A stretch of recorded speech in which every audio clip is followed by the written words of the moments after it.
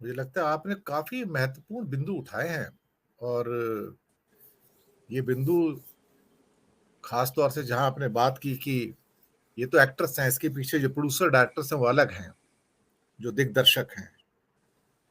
कभी कभी ऐसा लगता है कि जैसे एक हम वापस से 1947 से पहले की परिस्थितियों में जा रहे हैं, जहां पर एक शख्स थे, वो भी गुजरात के थे, जिन्हें अलग से इस्लामिक राष्ट्र चाहिए था, मुसलमानों के लिए एक राष्ट्र चाहिए था।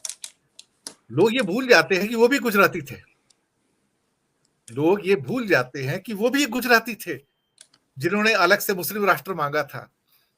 और एक वो भी गुजराती थी जिनका नाम महात्मा गांधी था, जिन्होंने अपनी कुर्बानी दे दी। सरदार पटेल जिन्होंने कुर्बानी दे दी। ये जो हो रहा है आलोक जी, ऐसा लगता है कि जैसे इतिहास अपने आप को दोहरा रहा है।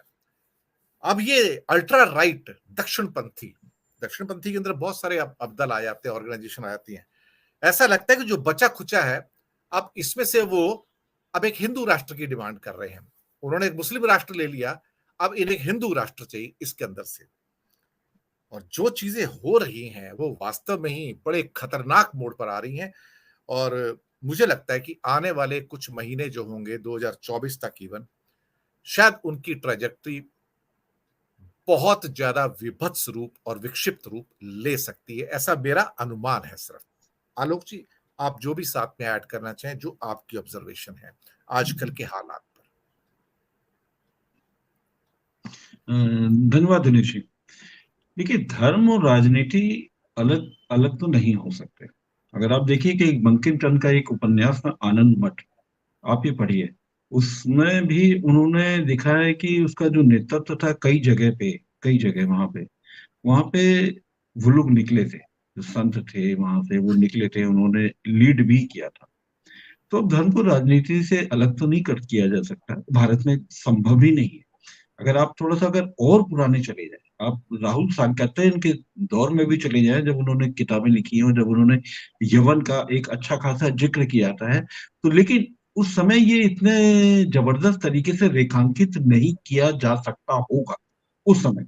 लेकिन तब भी यवन के खिलाफ एक मन में एक दुराव और दूरियां ये तब भी थी, उनके अगर उपन्यासों के माध्यम से अगर हम लोग समझना चाहें। अब लेकिन जो फर्क आया है वो फर्क एक अलग है। पहले ये था कि धर्म एक राजनीति के लिए एक प्रेरक तत्व हो सकता है कि आप किस किस आधार पे किस तरीके से राजा को धर्म की के माध्यम से या धर्म का सहारा लेते हुए अपना शासन चलाना है, वो कितना धर्म सम्मत होना चाहिए, पहले ये था। अब उसमें बुनियादी फर्क ये आ गया है कि धर्म धर्म सम्मत नाम की कोई चीज बची ही नहीं। अब तो ये है कि धर्म को शासन पाने के लिए, शासन चलाने के लिए धर्म का कैसे इस्तेमाल किया जा सकता है, अब यही सर्वोपरि हो गया है। तो ये तो देखिए कि जो राजनीति का जो चाल और चरित्र में जो बदलाव आया है, ये ये उसी की वजह से हुआ है। अगर आप ताजा संदर्भ अगर आप ये लेना चाह रहे हैं कि रामनवमी में जगह जगह जो हुआ है, तो राम तो देखिए वैसे भी सौहार्द के थे, राम ने नहीं, तो उससे हमेशा पहले सबको सकल मौका हिंदू दिया। समाज भी जो कर रहा था वो भी आपके सामने 40 से ऊपर रैलियां हैं। हाँ, सुप्रीम कोर्ट के बिल्कुल। जस्टिस, उनको भी बड़ी टिप्पणी उन्होंने की है उसके ऊपर, कि वो बहुत गंभीरता से टिप्पणी की है। तो ऑलरेडी प्रोसेस स्टार्ट हो चुका है। ये रामनवमी तो सिर्फ एक एडिशन मात्र है, और ना जाने कितनी रामनवमी और आएंगी, जो जन्माष्टमी के नाम से या हनुमान जयंती के नाम से ना जाने क्या क्या होगा, लेकिन होगा। हिंदू हिंसक कभी नहीं था, हिंदू को हिंसक बनाया जा रहा है जी। देखिए, मैं यही बात कहना चाह रहा था अभी ये, कि जो आप कह रहे हैं इसमें यह है कि मैं कह रहा था राजनीति का जो चाल और चरित्र बदल चुका है।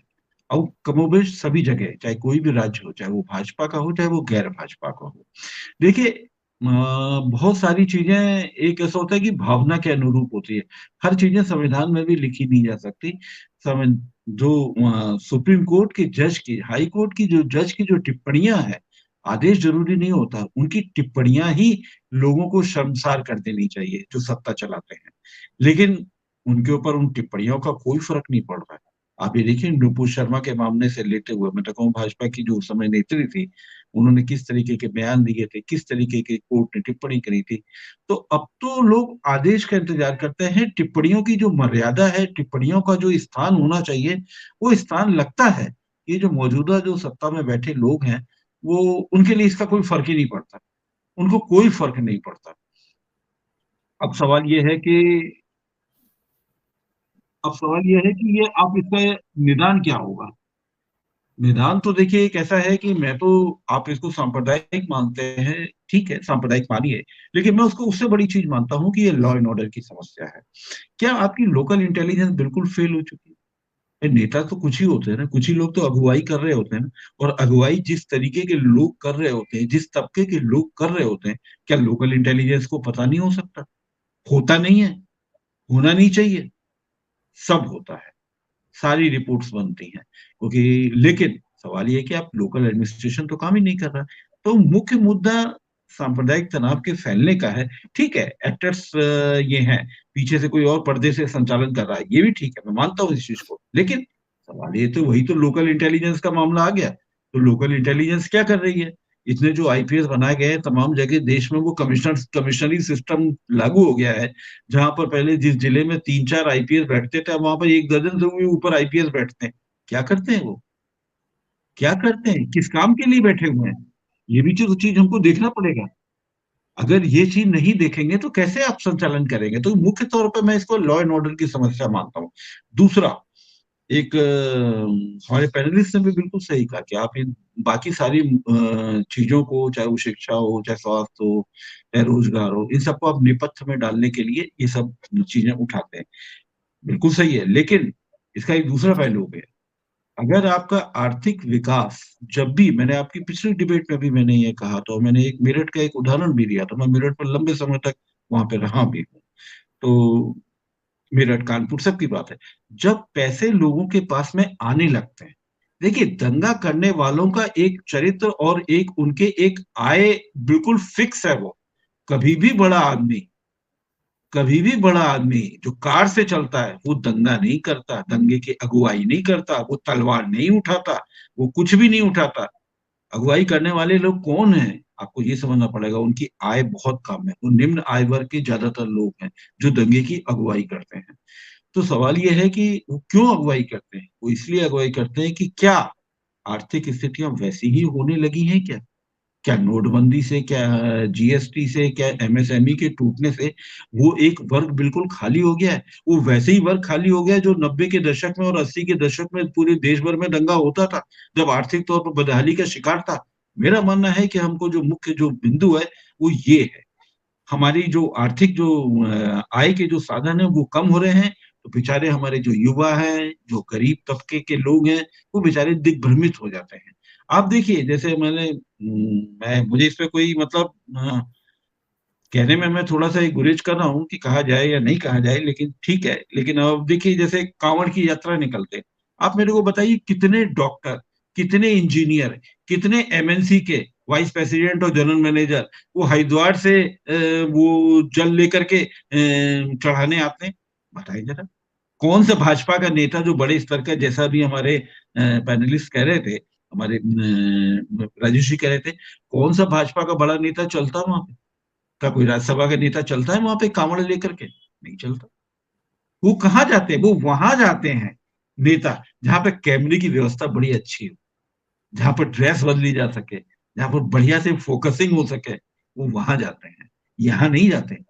बातें धर्म की करते हैं, लेकिन वो इस यात्रा में नहीं चलते। तो हमको ये समझना पड़ेगा, जब तक ये आर्थिक बदहाली का शिकार होंगे, जब तक हम लोग तरक्की नहीं कर पाएंगे, तब तक कुछ लोग हम लोग को भ्रमित कर सकते हैं। अतीत में भी करते आए हैं, आगे भी करते आएंगे। इसको एक चुनाव के साथ में एक जोड़ना सवाल तो आलोक थोड़ा। पूछना चाहूंगा, एक सवाल पूछना चाहूंगा। आप बहुत बेहतरीन आर्थिक जानकार व्यक्ति हैं, आर्थिक विशेषज्ञ भी हैं। 2014-15 के अंदर एक फॉरेन ट्रेड पॉलिसी आई थी, मोदी जी के राज में पहली फॉरेन ट्रेड पॉलिसी। उस समय भारत का एक्सपोर्ट लगभग $320 बिलियन, $310 बिलियन होता था मर्चेंडाइज गुड्स का। और तो हमारे पास भी फीडबैक के लिए आई थी सारी चीजें कि आप कमेंट्स भेजिए कि उसको फॉरेन ट्रेड, हालांकि डीजीएफटी मिनिस्ट्री ऑफ कॉमर्स में चली जाती है, लेकिन वो in tender with the ministry of finance काम करते हैं वो। तो तब हमने कहा था कि आप जो भी टारगेट सेट कर रहे हैं, सोच समझ के रियलिस्टिक टारगेट सेट कीजिएगा उसका। पर तब उन्होंने मर्चेंडाइज गुड्स का टारगेट उसके अंदर लिस्टेड है, मैं आपको बताऊं, इनको एक शौक होता है कि माउंटेन बनाने का, $300 बिलियन का उन्होंने $900 बिलियन टारगेट रखा सर 2020 का, जो 2 साल पहले चला गया, 3 साल पहले। आपको पता है कि 300 बिलियन डॉलर से 430 बिलियन डॉलर तक घिसट घिसट के हम 9 साल में पहुंचे हैं, 9 साल में। अब कल फिर फॉरेन ट्रेड पॉलिसी आई है, और जो मेरे जानकार व्यक्ति हैं वो फिर उन्होंने विरोध किया कि आप ये क्या कर रहे, 3 गुना टारगेट कोई रखता है क्या दुनिया में? होता है कि कभी ऐसा? चाइना भी नहीं करता है। अभी उन्होंने सर्विस को भी साथ मिला लिया, तो बोलते हैं हमारा 700 करीब करीब बिलियन डॉलर का तो एक्सपोर्ट हो गया सब मिला के, तो हमारा टारगेट जो है अगले 5 सालों के अंदर जो नेक्स्ट हमारी फॉरेन ट्रेड पॉलिसी आएगी वो $2000 बिलियन है, फिर से 3 गुना हो गया। ये मेरी समझ से बाहर है कि ये किसको बता रहे हैं। और दिल्ली में आपको यकीन नहीं आएगा, मैंने पहली बार अपनी लाइफ में देखा है, बिल बोर्ड्स लगे हैं फॉरेन ट्रेड पॉलिसी रिलीज होने के, जो मैंने कभी नहीं देखा अपनी लाइफ के अंदर कि उसके बिल बोर्ड्स की फॉरेन ट्रेड पॉलिसी रिलीज की गई है। और हमने हमारा टारगेट अब $2 ट्रिलियन के एक्सपोर्ट का है, वो भी अगले जब तक नहीं आती है। सर छोटी टिप्पणी चाहूंगा इसके ऊपर, फिर मैं अनिल जी के पास आता हूं। ये नोल का माउंटेन बनाना 3 गुना सर आसान है क्या? हम 300 से 435 9 साल में पहुंचे हैं सर। ये हाल है हमारे सर। आलोक जी देखिए, 2 ट्रिलियन का इस सरकार को आंकड़ों की बड़ी एक वो समझ है।